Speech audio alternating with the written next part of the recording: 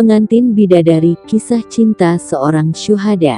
Pada masa Rasulullah, di Madinah, tinggallah seorang pemuda bernama Zulaibid. Dikenal sebagai pemuda yang baik di kalangan para sahabat. Juga dalam hal ibadahnya termasuk orang yang rajin dan taat. Dari sudut ekonomi dan finansial ia pun tergolong berkecukupan. Sebagai seorang yang telah dianggap mampu, ia hendak melaksanakan sunnah Rasul, yaitu menikah. Beberapa kali ia meminang gadis di kota itu, namun selalu ditolak oleh pihak orang tua ataupun sang gadis dengan berbagai alasan. Akhirnya pada suatu pagi ia menumpahkan kegalauan tersebut kepada sahabat yang dekat dengan Rasulullah. "Coba engkau temui langsung baginda Nabi, semoga engkau mendapatkan jalan keluar yang terbaik bagimu," nasihat mereka. Zulaibid kemudian mengutarakan isi hatinya kepada baginda Nabi. Sambil tersenyum beliau berkata, "Maukah engkau saya nikahkan dengan putri si Fulan? Seandainya itu adalah saran darimu, saya terima." "Ya Rasulullah, putri si Fulan itu terkenal akan kecantikan dan kesolihannya, dan hingga kini ayahnya selalu menolak lamaran dari siapapun.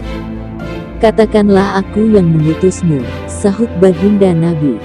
"Baiklah ya Rasul," dan Zulaibid segera bergegas bersiap dan pergi ke rumah si Fulan. Sesampai di rumah Fulan, Zulaibid disambut sendiri oleh Fulan. "Ada keperluan apakah hingga saudara datang ke rumah saya?" tanya Fulan. "Rasulullah SAW yang mengutus saya ke sini, saya hendak meminang putrimu si A," jawab Zulaibid sedikit gugup. "Wahai anak muda, tunggulah sebentar, akan saya tanyakan dulu kepada putriku." Fulan menemui putrinya dan bertanya, "Bagaimana pendapatmu wahai putriku?" Jawab putrinya, "Ayah, jika memang ia datang karena diutus oleh Rasulullah SAW, maka terimalah lamarannya, dan aku akan ikhlas menjadi istrinya." Akhirnya pagi itu juga pernikahan diselenggarakan dengan sederhana. Zulaibid kemudian memboyong istrinya ke rumahnya. Sambil memandangi wajah istrinya, ia berkata, "Duhai Anda yang di wajahnya terlukiskan kecantikan bidadari, apakah ini yang engkau idamkan selama ini? Bahagiakah engkau dengan memilihku menjadi suamimu?" Jawab istrinya, "Engkau adalah lelaki pilihan Rasul yang datang meminangku. Tentu Allah telah menakdirkan yang terbaik darimu untukku. Tak ada kebahagiaan selain menanti tibanya malam yang dinantikan para pengantin." Zulaibid tersenyum. Dipandanginya wajah indah itu ketika kemudian terdengar pintu rumah diketuk. Segera ia bangkit dan membuka pintu. Seorang laki-laki mengabarkan bahwa ada panggilan untuk berkumpul di masjid, panggilan berjihad dalam perang. Zulaibid masuk kembali ke rumah dan menemui istrinya.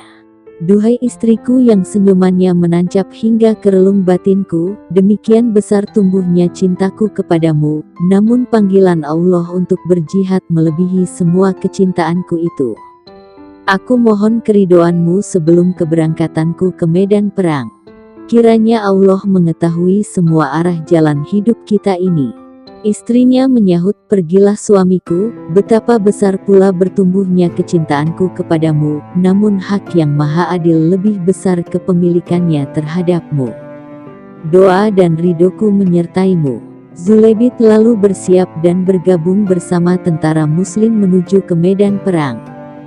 Gagah berani ia mengayunkan pedangnya, berkelebat dan berdesing hingga beberapa orang musuh pun tewas di tangannya. Ia bertarung merangsek terus maju sambil senantiasa mengumandangkan kalimat tauhid, ketika sebuah anak panah dari arah depan tak sempat dihindarinya, menancap tepat di dadanya. Zulaibid terjatuh, berusaha menghindari anak panah lainnya yang berseliweran di udara. Ia merasa dadanya mulai sesak, nafasnya tak beraturan, pedangnya pun mulai terkulai terlepas dari tangannya. Sambil bersandar di antara tumpukan korban, ia merasa panggilan Allah sudah begitu dekat. Terbayang wajah kedua orang tuanya yang begitu dikasihinya. Teringat akan masa kecilnya bersama-sama saudaranya. berlari-larian bersama teman sepermainannya.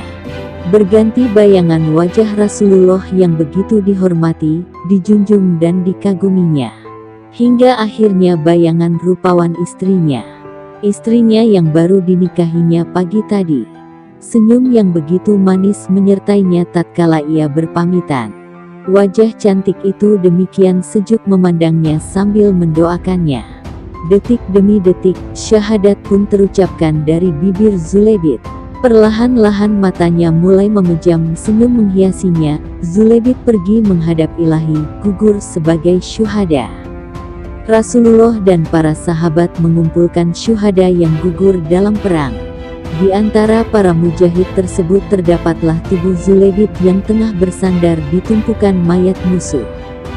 Akhirnya dikuburkanlah jenazah Zulebit di suatu tempat, berdampingan dengan para syuhada lain. Tanpa dimandikan, tanpa dikafankan, tanah terakhir ditutupkan ke atas makam Zulebit. Rasulullah terpekur di samping pusara tersebut. Para sahabat terdiam membisu. Sejenak kemudian terdengar suara Rasulullah seperti menahan isak tangis. Air mata berlinang di dari pelupuk mata beliau, lalu beberapa waktu kemudian beliau seolah-olah menengadah ke atas sambil tersenyum. Wajah beliau berubah menjadi cerah. Belum hilang keheranan sahabat, tiba-tiba Rasulullah menolehkan pandangannya ke samping seraya menutupkan tangan menghalangi arah pandangan mata beliau. Akhirnya keadaan kembali seperti semula. Para sahabat lalu bertanya-tanya, ada apa dengan Rasulullah? Wahai Rasulullah, mengapa di pusara Zulebit engkau menangis? Jawab Rasul, aku menangis karena mengingat Zulebit. Oh, Zulebit, pagi tadi enggaku datang kepadaku minta restuku untuk menikah dan engkau pun menikah hari ini juga. Ini hari bahagia, seharusnya saat ini engkau sedang menantikan malam zafaf, malam yang ditunggu oleh para pengantin. Lalu mengapa kemudian engkau menengadah dan tersenyum? Tanya sahabat lagi. Aku menengadah karena kulihat beberapa bidadari turun dari langit dan udara menjadi wangi semerbak dan aku tersenyum karena mereka datang hendak menjemput Zulebit, jawab Rasulullah. Dan lalu mengapa kemudian engkau memalingkan pandangannya dan menoleh ke samping? Tanya mereka lagi. Aku mengalihkan pandangan menghindar karena sebelumnya kulihat, saking banyaknya bidadari yang menjemput Zulebit, beberapa di antaranya berebut memegangi tangan dan kaki Zulebit. Hingga dari salah satu gaun dari bidadari tersebut ada yang sedikit tersingkap betisnya. Di rumah istri Zulebit menanti sang suami yang tak kunjung kembali. Ketika terdengar kabar suaminya telah menghadap sang Ilahi Rabi, pencipta segala mahakarya. Malam menjelang, terlelap ia, sejenak berada dalam keadaan setengah mimpi dan nyata. Lamat-lamat ia seperti melihat Zulebit datang dari kejauhan. Tersenyum, namun wajahnya menyiratkan kesedihan pula. Terdengar Zulebit berkata, istriku, aku baik-baik saja. Aku menunggumu di sini. Engkaulah bidadari sejatiku. Semua bidadari di sini apabila aku menyebut namamu akan menggumamkan cemburu padamu. Dan kan kubiarkan engkau yang tercantuk di hatiku.